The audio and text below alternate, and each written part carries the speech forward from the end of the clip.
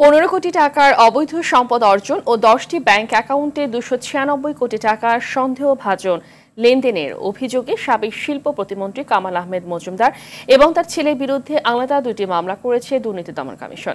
দুদকের প্রধান কার্যালয়ের মহাপরিচালক মোহাম্মদ আক্তার হোসেন বলেন, কামাল মজুমদার ক্ষমতার অপব্যবহার করে অবৈধ সম্পদ বানিয়েছে। এছাড়া নিজ নামে ও প্রতিষ্ঠানের নামে বিভিন্ন ব্যাংকে পরিচালিত 10টি হিসেবে সন্দেহভাজন লেনদেন করেছেন।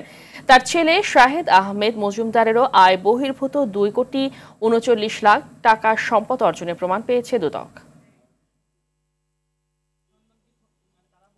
জনাব কামাল আহমেদ মজুমদার, সাবেক সংসদ সদস্য, ঢাকা 15, সাবেক শিল্পমন্ত্রী, নিজ নামে ও প্রতিষ্ঠানের নামে বিভিন্ন ব্যাংকে পরিচালিত 10টি হিসাবে প্রায় 296 কোটি টাকারও বেশি টাকা সন্দেহজনক লেনদেন করার অপরাধ প্রাথমিক অনুসন্ধানকালে প্রমাণিত হয়েছে।